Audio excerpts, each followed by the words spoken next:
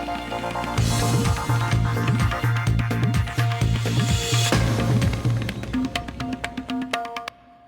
and welcome to Walk the Talk. I am Shekhar Gupta and my guest this week, a truly remarkable man, a brilliant speculator if I may say so, and a very generous philanthropist.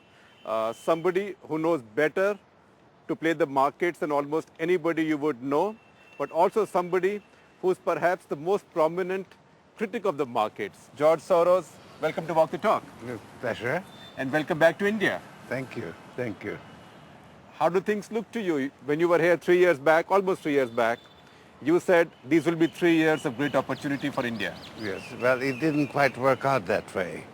It was a very, very good year for about 1 year, and then it went the other way. And you had a big boom and a big bust. Right. But yet we in India would like to believe that we haven't done quite as badly, or we are not as badly off. No, I think, actually, I made a mistake in my judgment because I thought that there would be some decoupling between the Indian market and the rest of the world.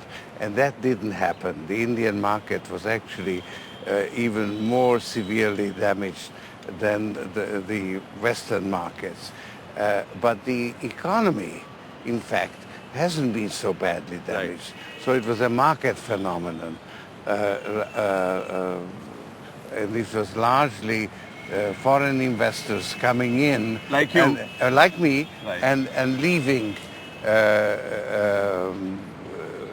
And that's what created the boom and the bust. Do you now think, with the benefit of 2020 hindsight, that foreign investors got panicky too soon in India, that they transmitted the panic of the Western markets to India? No. I think actually I lost more money in India than anywhere else because I did not panic soon enough.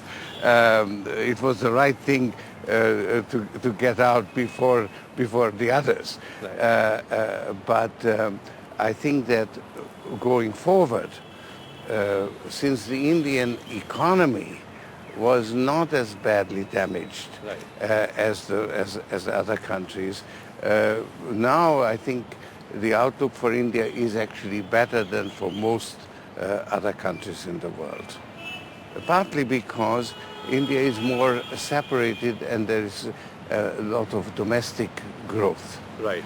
And of course that there's tremendous need for infrastructure investment, and therefore an economic stimulus would be very well spent and would be very effective. Very effective. So, would you suggest that this sudden boom we've seen over the past 3 weeks, Indian markets have left the world behind? They've run ahead of the pack. Yes. Is that a worrying thing, or you think it's a thing that India deserves, or India has earned? I think that is a reflection of the very favorable outcome of the elections, the prospect of a stable government going forward. So I think in this case, the markets, of course, it was a very big jump, and it needs to consolidate a bit, but it was actually well justified. So, is George Soros now saying that in this case the market may actually reflect reality on the ground, because you are very skeptical about markets? Yes, I mean the markets are prone to exaggerate one way right. or the other. I have the interpretation of the markets which is different from the one that used to prevail, namely that markets basically reflect the underlying reality accurately. I have a different theory which says that actually markets always distort and they always present a reality in a biased way. And this is the really important part, that the bias shown by the markets has a way of affecting the real economy.